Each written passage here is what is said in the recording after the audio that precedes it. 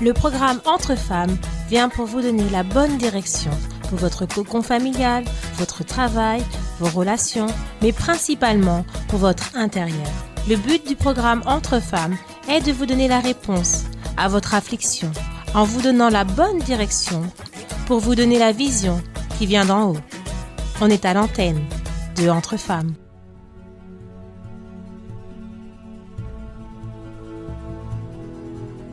Chers amis, bienvenue à notre émission Entre Femmes, un moment de plus à quelques jours de la rencontre de l'autosoutien qui se fera donc ce samedi le 2 décembre, déjà la dernière rencontre autosoutien de l'année. C'est pourquoi nous souhaitons faire aujourd'hui cette émission sur ce thème qui sera exactement l'auto-tromperie. D'ailleurs, la parole de Dieu à ce sujet nous montre une parole très importante en Jean 8, 32. C'est le Seigneur Jésus lui-même qui nous a donné cette direction. Il nous dit « Vous connaîtrez la vérité et la vérité vous affranchira ». La vérité, bien entendu, c'est la parole de Dieu qui ouvre notre entendement, qui nous montre une autre vision sur les choses, sur le monde, sur nous-mêmes bien des fois. Et nous rapproche de Dieu. C'est ce qu'il veut le plus, c'est que nous puissions avoir une intimité pleine avec lui. C'est d'ailleurs l'objectif de cette campagne où nous nous trouvons pour que nous puissions faire de lui le premier dans notre vie.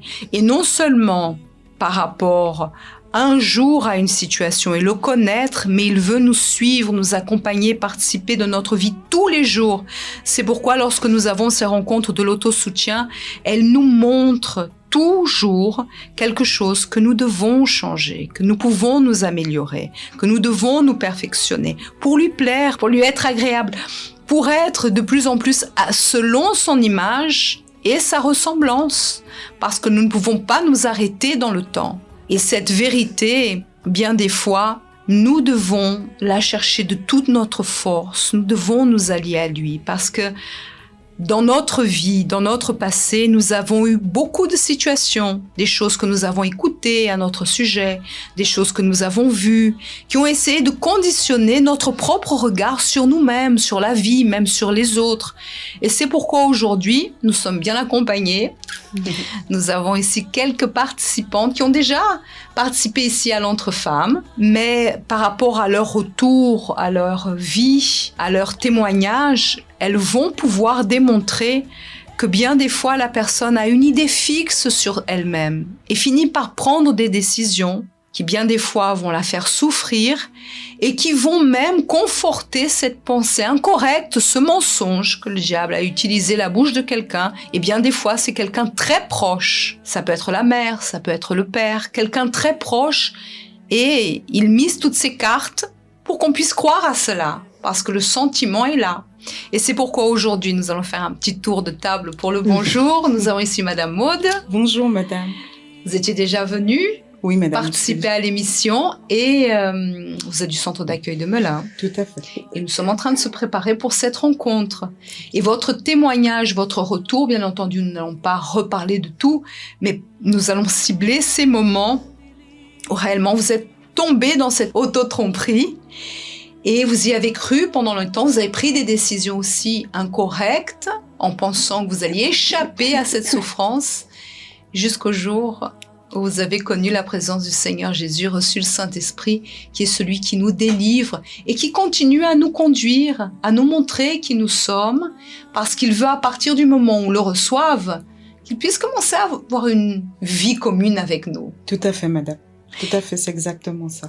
Et nous avons aussi Madame Christina du centre d'accueil de La Plaine, c'est bien ça? Bonjour Madame Christina. Bonjour Madame Elisabeth. Vous êtes déjà également venue ici sur les plateaux de l'Entre Femmes, vous avez pu exposer votre souffrance, les difficultés. Et par rapport au thème sur l'auto-tromperie, la personne écoute un mensonge dans le passé, croit en cela et durant des années vit une vie de souffrance parce qu'elle est persuadée qu'elle est cette personne, qu'elle ne va jamais être heureuse, qu'elle ne va jamais avancer, elle ne croit pas en elle, qu'elle ne va jamais être quelqu'un. C'est bien ça? Oui, c'est un bagage que nous suit. Et c'est donc une auto-tromperie qu'aujourd'hui vous avez su mettre à bas. Et nous allons revenir sur cela. Et bien entendu, parce que vous êtes là, mais aussi Céline, votre fille, qui est du centre d'accueil maintenant de Paris. Oui, bonjour. Et vous avez hérité aussi cela, parce que par rapport à la souffrance de votre mère, vous aussi, ce qui est intéressant, vous avez déjà eu même un moment mère et fille, c'est que les enfants finissent. Madame Christina, vous avez su capter cela de votre maman. Et transmettre. Et Céline. Et ça s'est reproduit. Ça s'est reproduit. Génération en génération. Tout à fait. Et ça, c'est très intéressant pour qu'on puisse en parler. Mais on va revenir à Madame Maud. Madame Maud, racontez-nous alors comment a été votre souffrance, parce qu'on est en train de parler de ce thème de l'auto-tromperie, qui est finalement se voir avec un regard d'une autre personne et en souffrir. Et vous nous parliez tout à l'heure que, en revenant un petit peu sur ce que vous avez déjà exposé, que vous avez souffert très jeune en raison de paroles qui ont été professées par votre propre maman, c'est ça? Mais elle-même avait Tout à fait. souffert énormément.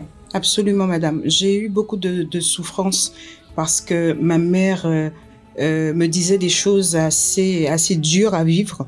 Elle me disait en fait que j'aurais été une prostituée. Elle disait des choses effectivement très très très blessantes. Et ces paroles qu'elle me disait, en fait, je les prenais, je les gardais à l'intérieur de moi. Et j'ai fini par y croire. À quoi, effectivement, que je n'arriverai à rien, que je suis quelqu'un qui est voué à la rue, quelqu'un qui ferait des choses pas correctes, en fait. Donc, c'est la raison pour laquelle, en grandissant avec cette souffrance, donc j'ai pris très tôt la décision de ne pas être à la maison. Mais cela vient aussi de sa propre souffrance, puisqu'elle a eu une vie assez difficile elle-même, parce que quand sa mère était enceinte d'elle, elle l'a jamais dit en fait qu'elle attendait un enfant. Donc ma mère est arrivée au monde, c'est le jour où elle est née que la famille a découvert effectivement que ma grand-mère était enceinte. Donc ma mère a vécu toute sa vie avec ce rejet que sa mère ne s'est pas occupée d'elle, qu'elle était quelqu'un de rejeté. Et elle transmettait les mêmes choses par rapport à moi. Et comme sa mère ne s'est pas occupée d'elle, donc c'est sa grand-mère qui s'en est occupée. Mais très vite, elle a rencontré quelqu'un, mon père, et elle s'est trouvée enceinte et on l'a mise dehors. Donc elle s'est retrouvée toute seule avec sa grossesse, vu qu'aussi mon père était quelqu'un qui était volatile, hein, il allait à droite, à gauche, donc elle s'est retrouvée comme ça. Et au moment où effectivement qu'elle met mon frère au monde, elle se retrouve en fait très très malade, elle a une fièvre typhoïde, donc on prend l'enfant, mon père prend mon frère, et elle maintenant elle reste à l'hôpital. Et à sa sortie, on lui a pas remis son fils. Elle s'est retrouvée encore plus blessée. Mais vu qu'effectivement, chez nous, il n'était pas question à l'époque d'avoir plusieurs pères, des enfants de pères différentes. Donc, elle s'est retrouvée avec... elle m'a mise au monde. Elle a mis mon frère au monde et elle a continué comme ça avec cette souffrance, n'ayant pas effectivement un confort à pouvoir nous donner. Mon père qui la faisait souffrir par rapport à ses vies multiples. Donc, elle était comme ça et la haine et la colère étaient de plus en plus en elle. Et séparée en plus de son fils. Donc, ça a été quelque chose de très, très, très difficile à vivre. Donc, c'est comme cela qu'elle transmettait toute cette haine, cette colère vis-à-vis de nous et elle nous interdisait de toute façon d'aller vers notre père. Il n'était pas question d'y aller parce que ce monsieur représentait la souffrance, représentait son échec en fait. Mais quand j'ai eu l'âge de 3 ans, ma mère a rencontré quelqu'un qui avait effectivement beaucoup de moyens. Donc, on n'a pas souffert sur le plan financier. On n'a pas matériel. Non, c'était plus que bien en fait. Mais ma mère, je ne connaissais pas l'amour. Elle me disait jamais qu'elle m'aimait. Elle croyait pas en moi en fait. Tout ce qu'elle disait, ça voulait dire qu'automatiquement je vais être un échec. Ça va pas marcher. Donc c'est pour cela très tôt, je prends la décision effectivement en rencontrant quelqu'un de me marier. Pensant que ça sera effectivement votre échappatoire. Absolument. Et que vous allez être heureuse parce Absolument. que le matériel ne compense pas. Pas du tout. Et ça, les mamans qui nous écoutent, parfois, elles commettent cette erreur de vouloir beaucoup travailler. Moi, je suis enfant aussi de personnes étrangères qui a vécu aussi beaucoup de souffrance, dans le sens qu'il n'a pas grandi avec sa mère qui est morte tôt, son père qui est mort tôt aussi, et qui a toujours voulu donner le meilleur à ses enfants et un confort qu'elle n'a jamais eu. Mais comme elle n'a pas eu d'amour parce que ses parents n'étaient pas là, elle a beaucoup souffert. Elle a voulu donner cela pour compenser que nous ne manquions jamais de rien. Jamais de rien. Mais nous savons très bien que l'enfant cherche toujours l'amour, la présence, l'attention, l'affection. Absolument. Et la révolte aussi grandit dans l'intérieur et la tendance est de vouloir fuir et de chercher ailleurs. C'est ce que vous avez fait. Absolument, il y avait cette haine à l'intérieur de moi et il fallait absolument que je sorte en fait dans ce système où effectivement ma mère, parce que comme j'avais tendance à toujours vouloir attirer son attention.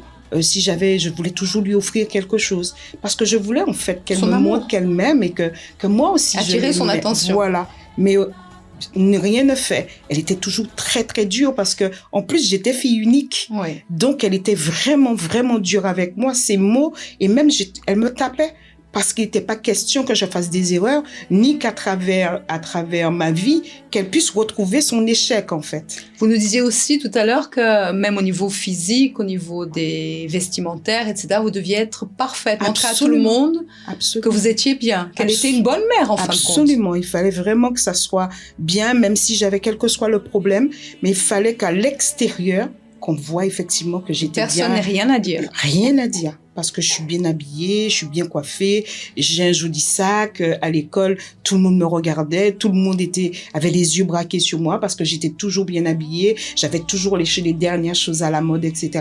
Donc, pour elle, c'était capital parce qu'il fallait pas qu'effectivement qu'on ait l'impression qu'elle ait échoué avec ses enfants. Et durant beaucoup de temps, vous avez aussi gardé cette idée? Et moi, j'ai gardé ça. J'ai gardé cette idée. Même dans la souffrance qu'il fallait démontrer. Absolument, que j'avais cette vie d'apparence, en fait. Quand on me voyait, on voyait une fille toujours bien habillée, bien, elle a tout. Donc, on peut pas imaginer que je souffre intérieurement, puisqu'en apparence, ça va. Et tout le monde croit effectivement que je vais bien. Donc, vous avez connu après cette personne. Oui. Et vous êtes après allé vivre avec elle. Et là, c'est là je me suis mariée. La souffrance... La souffrance est arrivée. Absolument. Et votre maman qui disait, de toute manière, tu ne seras pas heureuse, les hommes sont tous pareils, ça ne sert à rien. Quand vous avez commencé à passer toutes ces souffrances, ces paroles se sont confirmées? Absolument. En fait, effectivement, c'est que tout ce qu'elle avait dit, en fait, se réalisait. Pour moi, c'était pas possible que tout ce qu'elle dit se réalise, qu'effectivement, je suis l'échec, j'ai une vie de prostitution quelque part, puisque j'ai cette personne, mon premier mari, je suis tapée, je suis trompée, donc je quitte cet homme, je rencontre encore quelqu'un d'autre, j'ai un enfant, et c'est pareil, au bout de 15 jours, il part, il se marie, encore une autre fois, et etc. C'était comme ça. Donc en fait, ce qu'elle avait dit se réalisait exactement dans ma vie. Et je me prenais effectivement, dans ma tête, en fait, j'étais nulle, j'étais pas quelqu'un qui était capable de réussir quoi que ce soit. D'avoir un foyer. Ni avoir une vie digne de ce qu'elle voulait, ce qu'elle attendait de moi. Et ce qui est de très difficile, c'est que quand je fréquentais quelqu'un, je voulais qu'elle valide. Je cherchais absolument qu'elle valide cette personne, qu'elle puisse... Mais malheureusement, il y avait toujours quelque chose qui faisait qu'elle n'était pas satisfaite. Donc, j'étais encore plus déçue et mal par rapport à ça. Son passé, ce qu'elle a écouté, Madame Aude, votre maman, a créé en elle une haine destructrice. Absolument. Et ça, c'est très important d'ailleurs, les personnes qui nous écoutent. C'est pourquoi les rencontres, Madame Aude et Madame Christina et Céline, et toutes celles qui nous écoutent, sont extrêmement importantes. Parce que, là, il est dit dans le verset que nous connaîtrions la vérité. On doit se connaître, on doit apprendre, on doit s'évaluer. Parce que ce qui s'est passé, ce que le mal a fait dans la vie de votre maman et déjà dans la vie de la grand-mère, etc., de votre grand-mère, ça tombe au point que la personne, elle est utilisée pour finir par maudire même sa propre fille de situations qu'elle portait en elle à cause de souffrances qu'elle avait déjà. Elle a fini par lancer une malédiction sur votre propre vie sans s'en rendre compte, dirigée par la souffrance qui existait dans son intérieur. C'est pourquoi il est nécessaire d'avoir le Saint-Esprit. Nous sommes dans cette campagne pour cette recherche. C'est la chose la plus importante. Il y a des gens qui cherchent à avoir une maison, un meilleur travail, etc. Mais si la personne, elle est dans cette malédiction, sans protection divine, sans Dieu devant nous, à quoi ça sert de vouloir un meilleur travail, une meilleure condition, d'avoir un palais, si tout est voué à l'échec? Et ce que vous dites, c'est vrai, puisque madame, parce que effectivement, j'avais ça en moi de vouloir réussir quelque chose. Donc, j'avais une voiture, j'avais une maison qui était bien meublée, j'avais aussi une entreprise. Mais tout ça, mais ça comblait pas du tout. Au contraire, j'avais l'impression que plus qu'effectivement j'avais des choses, plus que mon vide était profond. Et ça, je le transposais aussi sur mes enfants, parce que je voulais absolument que ces enfants-là réussissent, qu'ils soient parfaits. Je ne tolérais pas d'écart, je ne tolérais pas qu'ils puissent ne pas réussir. Il fallait absolument qu'il y ait une réussite par rapport à mes enfants. C'était capital. Et tout cela était motivé, cette réussite que vous aviez, pour prouver à ma mère. C'était pas une bonne intention. Pas du tout. C'était vraiment pour lui prouver. Et jamais vous ne réussissez à lui prouver quoi que ce soit, que ça allait marcher. C'est comme si vous étiez en train de quémander l'attention, de mendier l'attention de votre maman. Absolument. Et même si vous réussissiez, elle ne le voyait pas, puisque même quand j'ai créé mon entreprise, elle me disait, mais pourquoi tu as fait ça? Parce que tu vas payer beaucoup d'impôts. Mais pour moi... Toujours le côté négatif. Toujours, tu vas payer beaucoup d'impôts, tu vas ci, tu vas ça. Et je me disais, mais pourquoi tout ce que je fais, il n'y a jamais félicitations. C'est toujours j'ai mal fait. Donc, je continuais dans ma tête que effectivement, je vais jamais pouvoir être ce qu'elle aurait voulu que je sois en fait. Mais lorsque nous n'avons pas l'entendement de la parole, parce que quand vous avez connu Jésus, Madame Maud, vous avez compris. Par la suite, Dieu nous montre. C'est vraiment une relation que nous avons avec lui, parce qu'il ne va pas nous montrer tout de suite tout. Il nous fait comprendre la situation de votre mère, être compatissant, être miséricordieux, avoir des bons yeux et voir que jamais elle n'aurait pu vous dire de bonnes choses parce qu'elle était en train de parler avec le langage de la souffrance qui existait dans son cœur. La Bible nous dit même que ce qui existe au fond de nous, dans notre cœur, c'est ce que notre bouche va proférer, en d'autres termes. Absolument. Il était impossible qu'elle puisse proférer quelque chose de bon. Et ça, on le comprend. C'est pourquoi le mal veut mettre les uns contre les autres dans la propre famille. Absolument. Pour que les uns et les autres, père, mère, mari, épouse, enfant, etc., puissent avoir des mauvais yeux, de la rancœur. Et si cela existe au niveau de la cellule primaire qui est la famille, comment va être le reste ? Comment nous allons vivre avec les autres? Parce que la même imposition qu'elle vous imposait, le même désir, comme vous le dites tout à l'heure, de réussite, vous l'avez fait finalement de manière inconsciente aux enfants, mais pour les protéger. Pour les protéger, absolument. Et est-ce que ça a réussi? Par contre, c'est vrai, grâce à Dieu, les enfants, ils ont réussi parce que j'étais derrière, mais j'avais aussi, grâce à certaines formations que j'avais ailleurs aux États-Unis, etc. Donc, j'avais ce côté où je voyais un petit peu les choses autrement. Donc, j'arrivais à faire comprendre à mes enfants que je les aimais et que je voulais, même si j'étais dure, mais qu'il y avait ce côté où j'étais là pour qu'ils puissent réussir, en fait. Et ça n'a pas échoué parce qu'ils ont réussi leur vie. Voilà. Mais quand même, avec beaucoup de remise en question, j'imagine, parce que... Absolument. Comme on disait tout à l'heure, les enfants viennent, mais ils ne sont pas fautifs de tout cela, comme vous n'étiez pas fautifs de tout cela. Et parfois, c'est un poids très lourd. Donc, parfois, ça éloigne un petit peu. Il y a des conflits familiaux, il y a des incompréhensions. Vous voulez donner le meilleur, mais ils comprennent que j'ai pas de liberté, j'ai pas de... Absolument. Donc j'imagine qu'il y a eu des événements, des épisodes. On a eu de grandes divisions au niveau de mes enfants. On a été très divisés, notamment ma première fille, vu que comme on avait pris le fils de ma mère, on m'a pris aussi ma première fille. Donc, je n'ai pas élevé. Même si je la voyais, ma maman n'avait pas cette occasion de voir son fils, mais moi, je la voyais quand même. Mais par rapport à cela, Elle s'est mariée, moi j'ai appris sur Internet parce qu'il y avait on était vraiment divisés. Et c'est vrai, comme vous dites, c'est quand on est rentré à l'église, on a participé au groupe Grab, j'ai participé à ces groupes. Là, j'ai commencé à comprendre que les références que j'avais reçues n'étaient pas les bonnes références. J'ai commencé à comprendre aussi que c'était pas de la faute de ma mère, parce qu'elle pouvait pas me donner ce qu'elle n'avait pas reçu. Et c'est là que Dieu a commencé à me faire voir les choses. Et toute cette haine que j'avais, j'ai commencé effectivement à penser autrement et c'était difficile, je vous avoue. Il fallait aller lui demander pardon. Il fallait qu'effectivement je m'abaisse et que je comprenne effectivement que j'ai compris que elle pouvait pas faire autrement. Parce que jusqu'à maintenant, c'est quelqu'un qui souffre de son passé. Et je ne pouvais pas continuer à lui porter encore d'autres souffrances par rapport à ce qu'elle avait déjà reçu. Mais c'est grâce au travail de Rahab et du Godly Root. Amen.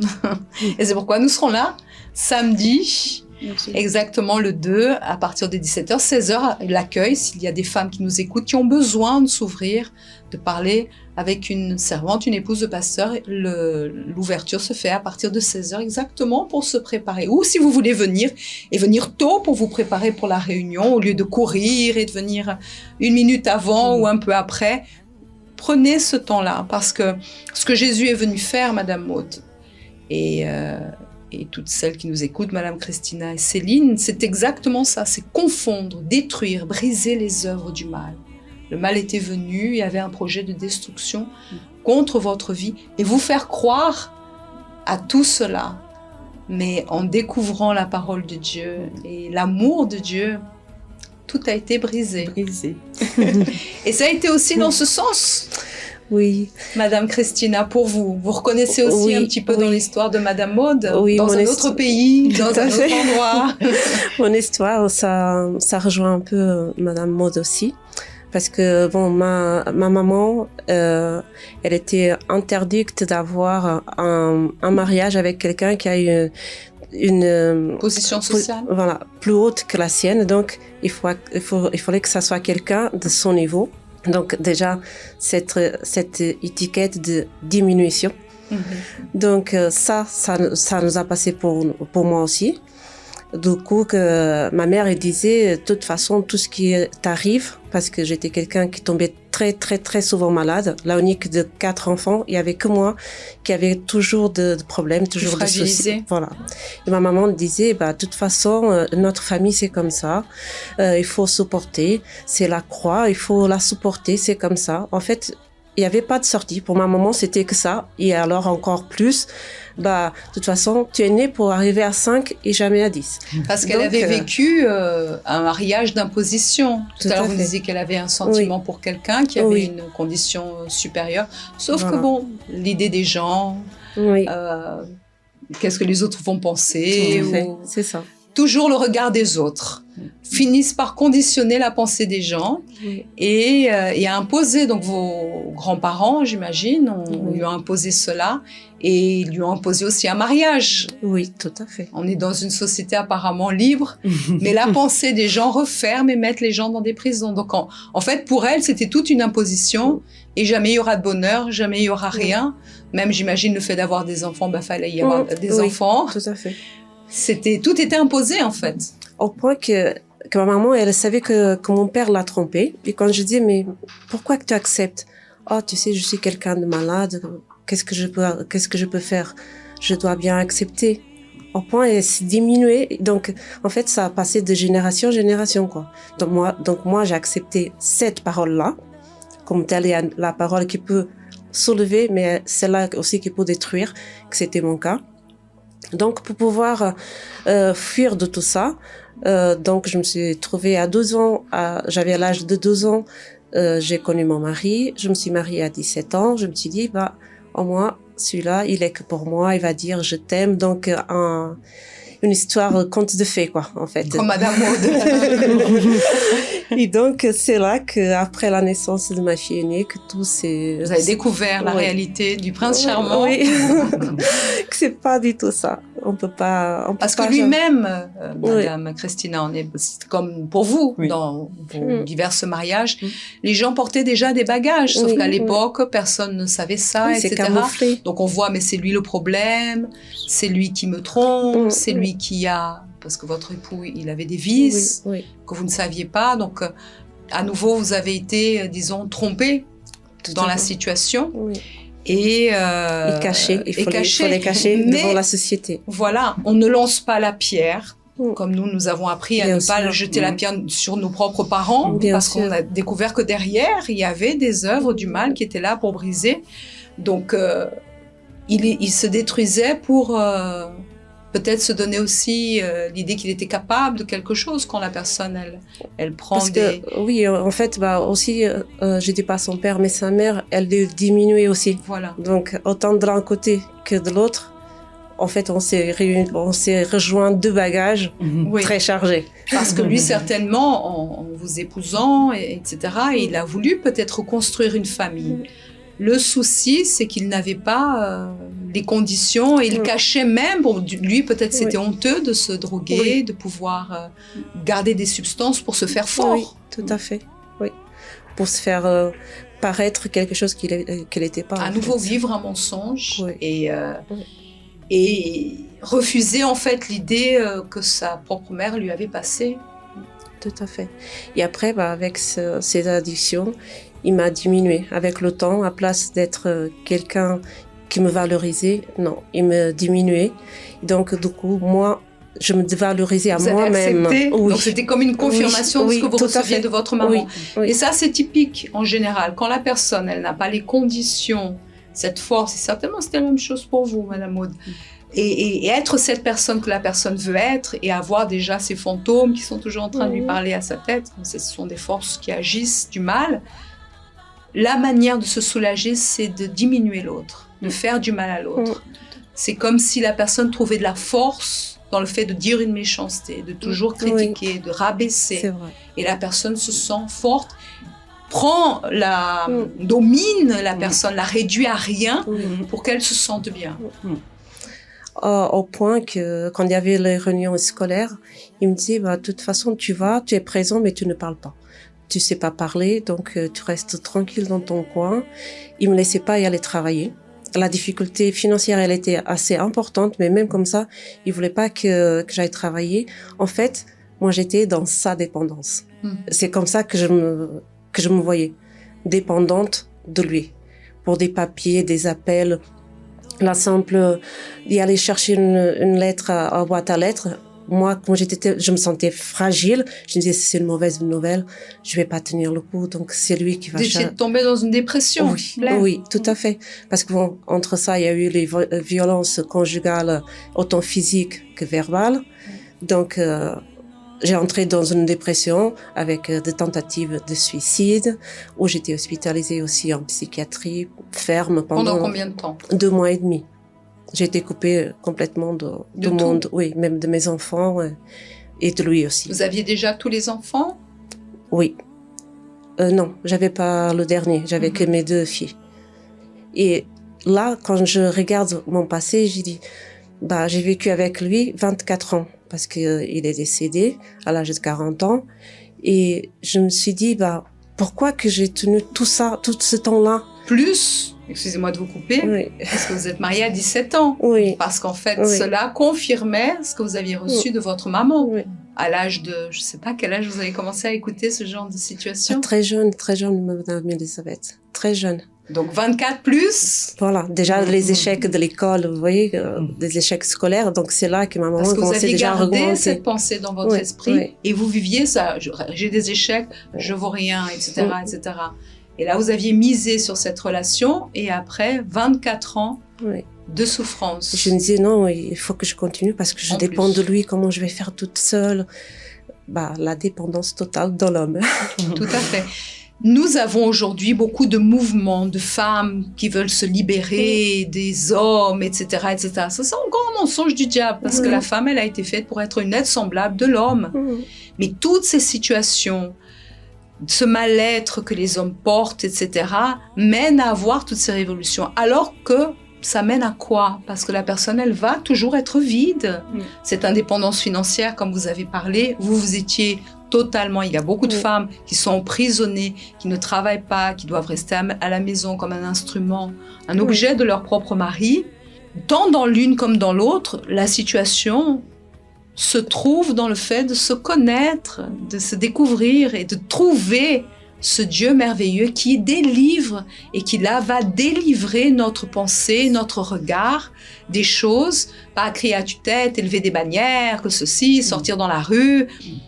La personne sera toujours vide.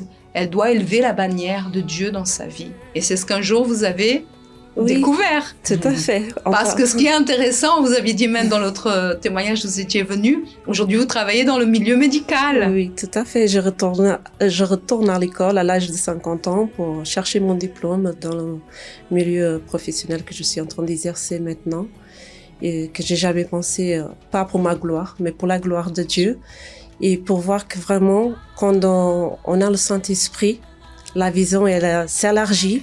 Et on se sent plus diminué, on est tellement forte, il y a pas de mots, on se supère à nous-mêmes.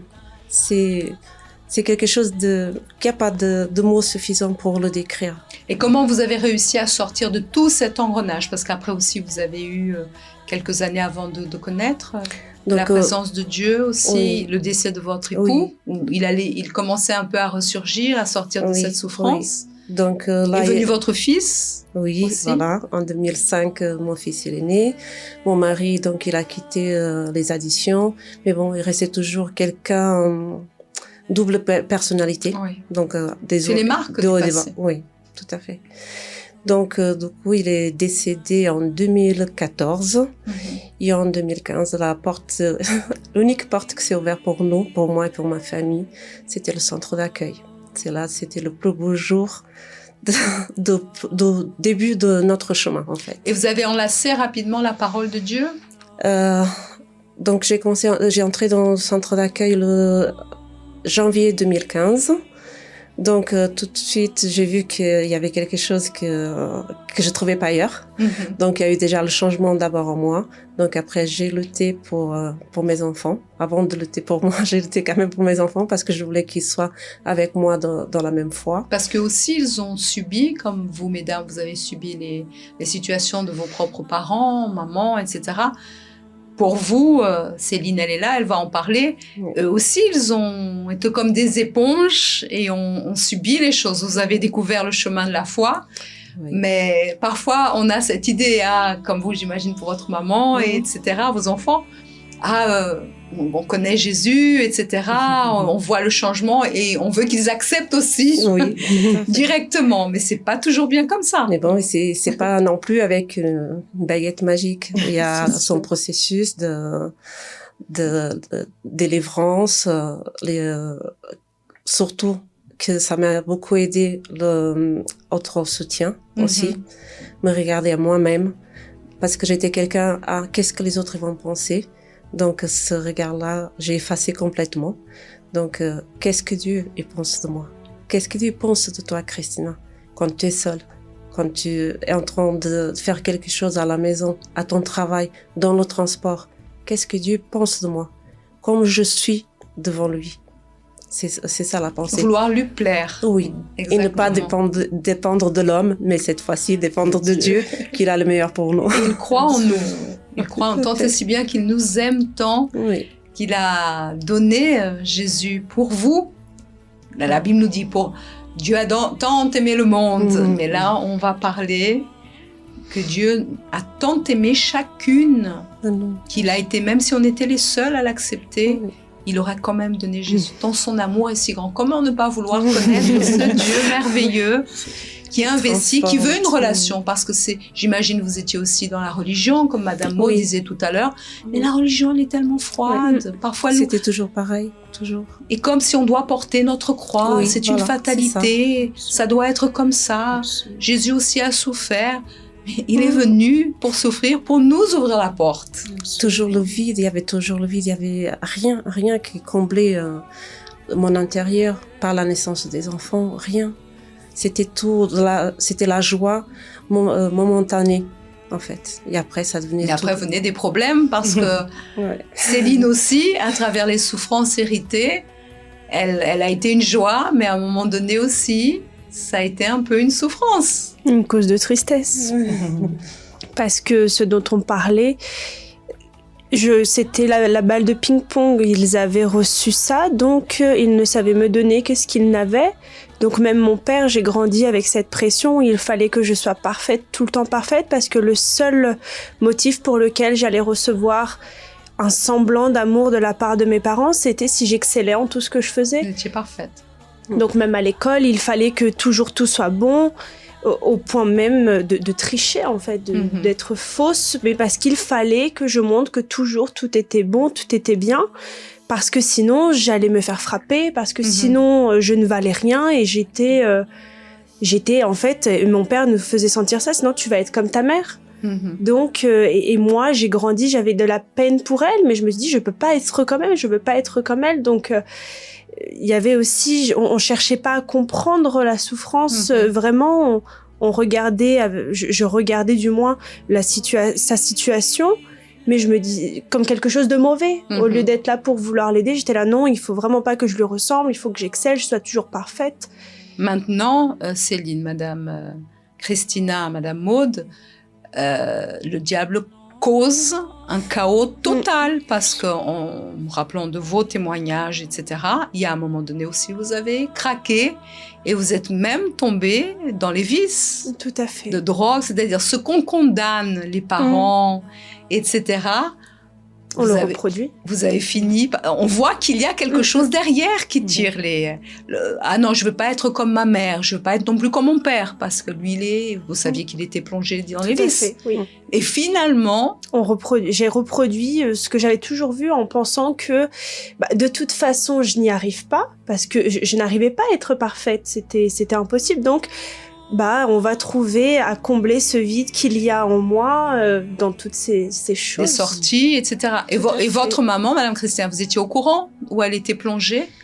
Oui. Et pour vous, j'imagine, c'était encore un échec. Oui, tout à fait. Parce que c'est comme s'il y avait l'échec des deux, tant de votre côté comme de votre époux. Je me disais, il y a le papa qui est décédé, mais maintenant, il y a les filles qui sont en train de prendre le même chemin, entre guillemets. Et vous vous trouviez impuissante? Oui. À ce moment-là, parce que vous n'aviez pas la présence de Dieu. J'ai lâché prise. Franchement, je me suis dit, faites ce que vous voulez. Et c'est qu'en connaissant la voix de Dieu, là, oui, j'ai voulu le ramener avec moi, en fait, comme un filet de pêche. Donc, Mais elles devaient avoir leur moment avec Dieu, parce que tant et si bien que vous avez lutté, mais ce n'était pas tout de suite. Non. Vous avez dû comprendre que vous aviez besoin de Dieu et que vous n'avez plus besoin de continuer. Bien entendu, j'imagine le témoignage de votre maman, la force qu'elle a commencé à avoir, la joie qu'elle a commencé à avoir, vous en motivez. C'est dans le fait qu'elle ait attiré notre attention. C'est ça qui a... Mais comment est-ce qu'elle arrive à sourire en connaissant le parcours par lequel elle est passée? Parce que vous avez grandi, baigné là-dedans.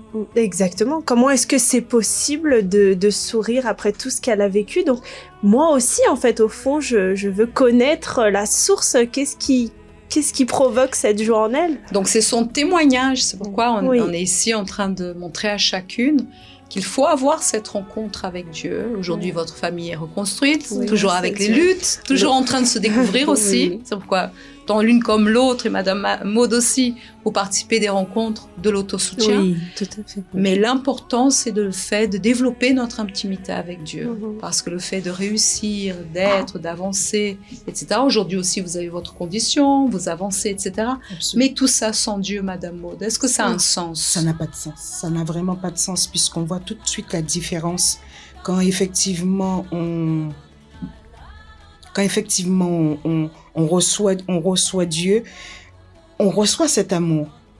Puisque je ne connaissais pas l'amour, mais j'ai reçu cet amour, j'ai reçu quelque chose de grand, à tel point que même si personne me dit aujourd'hui qu'il ne m'aime pas, ça ne pose aucun souci, parce que je sais que j'ai un Dieu qui m'aime et qui m'aime vraiment. J'ai plus besoin qu'on me valide, entre guillemets, parce que je suis validée par mon Dieu. Voilà, c'est surtout ça. Et c'est vrai que c'est pour ça que ce travail du Godlywood est très important, puisque on finit par se voir se voir. C'est vraiment un miroir, en fait, pour voir, en fait, qui on est, ce qu'on doit rejeter, ce qu'on doit acquérir pour pouvoir grandir. Et c'est vrai que ça m'a beaucoup servi, non seulement là, mais dans ma vie de couple, mon mariage, après mon mariage actuel, j'ai compris beaucoup de choses. Il y a plein de choses que je ne faisais pas, même ayant la présence de Dieu, que je ne faisais pas. Et c'est en lisant effectivement les livres, en voyant effectivement à ce moment-là, je me suis rendu compte, mais c'était pas ça. Il fallait la femme V. Voilà, la femme V. Et là, j'ai compris tellement de choses. Parce que j'avais, même en ayant le Saint-Esprit, j'avais besoin que l'autre soit à mes côtés. J'avais besoin que l'autre m'aide. J'avais besoin que l'autre... J'implorais encore, je demandais en fait que la personne soit juste à côté de moi. Et en avançant chaque fois avec l'autosoutien, le Godlywood, et en plus la femme V, et ben maintenant je suis libre de tout ça et j'ai une vie vraiment maintenant bénie dans mon mariage. Je suis bénie en famille. Ce qui me faisait souffrir en fait, aujourd'hui est devenu une bénédiction. On a besoin de se connaître. Absolument. On a besoin d'être aidé. Absolument. On a besoin d'aller au fond pour se comprendre. Absolument. Parce que c'est difficile sinon. De retirer tous ces mensonges, ces préjugés sur nous-mêmes, sur les autres. Et d'être véritablement libre, d'être affranchi, comme le dit la parole. Parce que le problème, j'imagine, et surtout nous, bon, aujourd'hui vous, toutes servez Dieu, vous aussi, Madame Maud, vous êtes en train d'avoir ce désir plein. Oui. Et qu'est-ce qui se passe? Si nous ne continuons pas à développer dans notre intimité avec Dieu et continuer à s'attacher à lui et être de plus en plus forgés à son image et à sa ressemblance, la parole de Dieu nous dit qu'un jour, beaucoup viendront et on diront « Ah, j'entends, non, j'ai fait ci, j'ai fait ça, tant de choses. » Et Jésus va nous dire « Mais excuse-moi, mais je ne t'ai jamais connu. Tu as avorté le processus. Toutes ces situations, je t'ai amené vers moi, je t'ai aimé. Maintenant, il fallait continuer l'aventure. » Parce que comment vouloir arriver au ciel, entrer par la porte qui est si étroite, sans avoir connu Jésus dans ce monde et sans avoir été modelé pour qu'on puisse vivre une éternité avec lui. C'est impossible. Donc ce travail, il est là pour continuer ce processus d'autoconnaissance, de pouvoir réellement se dépouiller de toute chose et développer notre intimité avec lui. C'est pourquoi j'imagine à chaque rencontre, j'y suis. Et Dieu vous parle quelque chose. Beaucoup. C'est vrai que chaque fois qu'on va, on se dit, mais mais on apprend toujours quelque chose. Il y a toujours quelque chose qu'on ne voyait pas, qu'on ne comprenait pas. Et là, il y a une lumière qui se fait. Oh, mais je voyais pas ça comme ça. Et c'est quelque chose de plus. Ça nous édifie. À chaque rencontre, c'est important pour moi d'être là. Parce que si je suis pas là, ça veut dire que je vais rater quelque chose. Donc, il faut absolument que je sois là pour que je puisse continuer à grandir et surtout pour la gloire de Dieu. Et le Saint-Esprit travaille dans l'individualité, c'est-à-dire avec la même parole, tellement la parole est puissante, elle vient pour motiver, elle vient pour aider, elle vient pour reconstruire, elle vient pour soutenir et pour rapprocher la personne, parce qu'on est constamment en danger. Une petite chose peut tout de suite nous éloigner, une pensée fixe peut nous éloigner. Et il travaille avec une parole dans l'intérieur de chacun. Tellement il est merveilleux, comme il veut prendre soin individuellement. Et c'est ce qui arrive aussi pour vous, Madame Christina? Oui, parce qu'en fait, autosoutien, c'est pas être présente, il faut être aussi humble, de reconnaître que la parole qui sort de l'autel, il faut qu'on se voit à nous-mêmes, parce que parfois on a la tendance de dire « Ah, ça c'est pour telle personne, ça c'est pour telle personne ». Non, à place de voir les autres, je dois voir à moi-même. Tout à fait. Et reconnaître surtout. Et il y a des personnes, Madame Christina, qui pensent « Mais je viens déjà à l'église. » Il y a beaucoup de femmes qui pensent parce qu'elles ne veulent pas avoir ce travail d'aller à fond et parfois ça fait du mal, même de reconnaître qu'on a agi ainsi. Mais tout de suite, l'amour de Dieu vient et dit « Mais je t'ai aimé quand même, je t'ai supporté tout ce temps-là. Alors accepte, cède, mets de côté ton orgueil et accepte mon amour. » Et disent, mais je participe déjà à tant de réunions, je suis fatiguée, c'est mon seul jour pour aller faire le nettoyage, les courses, avoir un peu de temps avec les enfants, mais c'est une fois tous les 2 mois. Tout à fait. On ne peut pas s'organiser dans ce sens, mais la personne fuit bien des fois et se donne beaucoup d'excuses. Oui, c'est vrai. Donc il faut vraiment avoir ce désir. et comprendre. On est privilégiés quand même. Tout à fait. Absolument. C'est une parole pour les femmes. Une chose, c'est toutes les paroles qui sont dites. Et là, on est dans cette campagne, on est dans le même esprit, mais là, ça va être quelque chose qu'elles vont recevoir, qui va pleinement les faire se voir et abattre tout cette auto-tromperie qui est là en train de les dominer pendant beaucoup de temps. Et parfois, c'est des choses, comme vous disiez d'ailleurs tout à l'heure, Céline, la personne, elle est déjà dans la présence de Dieu, parfois elle sert même Dieu, mais elle a gardé une idée fixe sur quelque chose qu'elle n'a pas remis encore entre les mains de Dieu, et elle continue à avoir des attitudes, des paroles, une façon de se regarder, une façon même de regarder les autres, qui est incorrecte. C'est un mensonge. Et c'est pour ça même que on fuit des fois en s'occupant, comme vous disiez, de tant de choses. Mais j'ai tellement de choses à faire. Mais d'une certaine manière... J'ai plus besoin de ça. Exactement. Parce qu'il y a beaucoup de servants, serviteurs, servantes, qui ne participent plus à « j'ai plus besoin de ça ». Mais on a besoin. Et en réalité, on se ment nous-mêmes parce qu'on tourne le dos à quelque chose qu'on sait au fond de nous ce que ça va nous apporter. Mais est-ce qu'on a réellement envie de savoir ça? Parce qu'une chose est que quand Dieu il nous révèle sa parole, il ne va pas gaspiller ces mots. Quand il nous dit ce qu'il nous dit sur nous-mêmes, c'est parce qu'il y a un travail à faire. Il veut investir. Il veut investir. Tout à fait. Mais bien des fois, on fuit, comme c'était le cas, de fuir les réunions du Godlywood, de fuir les méditations, tout ce que le Godlywood nous donne dans la page Instagram, tous les messages qui nous sont donnés, on fuit bien des fois parce qu'on veut pas reconnaître qu'il y a ce travail à faire et mettre cette responsabilité sur Dieu, sur le fait mais je viens déjà à l'église, mais la responsabilité n'est pas sur Dieu, c'est une responsabilité qu'on doit avoir individuellement, de Dieu me montre, Dieu renouvelle sa parole dans chaque rencontre qu'on fait, mais pour que moi je fasse cet investissement, comment je profite en fait de ce qu'il est en train de me donner. Tout à fait. Et comment pour je valorise. rebondir aussi sur la campagne, de ne pas faire des veaux d'or. Maintenant j'ai mon travail, j'ai ma vie reconstruite. Moi aujourd'hui je suis mariée, j'ai mes enfants. J'ai plus le temps pour tout ça parce que je dois m'occuper de tout ça et je dois honorer Dieu. Sauf que la personne elle oublie que nous devons avoir une intimité avec Dieu. Moïse était vu comme l'ami de Dieu, c'est-à-dire qu'il y avait une relation avec Dieu, il y avait un parcours avec Dieu. Il enveloppait Dieu dans ce qu'il était et faisait. Et c'est ce que Dieu souhaite le plus, c'est d'avoir cette intimité, ces moments avec lui, qu'on développe cette relation avec lui. C'est pas dire maintenant stop, c'est bon. Non. C'est inépuisable, on est en train de parler de Dieu et notre cœur, il est si trompeur qu'il garde encore tant de choses et même tant d'idées qu'on pensait je suis déjà différente et tout d'un coup explose quelque chose pour nous montrer que c'est pas bien comme ça. Mais il n'accuse jamais, il n'est pas là pour accuser. Est-ce que vous êtes senti déjà accusé dans une rencontre du travail, du groupe, Madame Christina? Non, jamais. Non, bien au contraire. La personne elle se sent parce qu'il y a quelque chose là à l'intérieur qui doit changer. Ah non, je vais être jugée ou type on me voit encore du mal, mais ça c'est les fantômes du passé. Donc il faut lâcher les armes et être là donc le 2 décembre à 17h. Et vous serez où? Je serai à Melun, au CAU de Melun, 77 11 rue Gaillardon, juste derrière le Carrefour Market. Et vous, Madame Christina? Moi, je serai à La Plaine, le 139 avenue du Président Wilson. Avec toute la communauté. Oui. Donc, à Saint-Denis. À La Vous Plaine invitez Saint-Denis. toutes les femmes? Oui, j'invite toutes les femmes qui parlent la langue lusophone. Vous êtes bienvenus. Mais un peu avant 17h, on est là pour vous rencontrer, pour parler, partager un peu avec vous. Amen.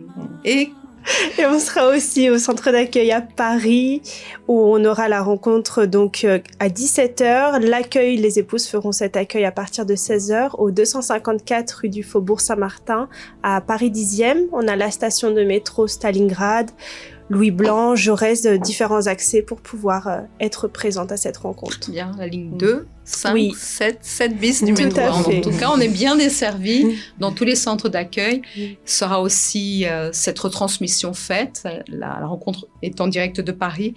Mais là où vous serez, nous avons la certitude que Dieu va vous honorer. Et pour se préparer au cours de la semaine, nous avons aussi demain, mercredi, où nous allons être dans le centre d'accueil pour chercher la présence bien-aimée de notre Seigneur, qui est la plus grande chose que nous pouvons avoir.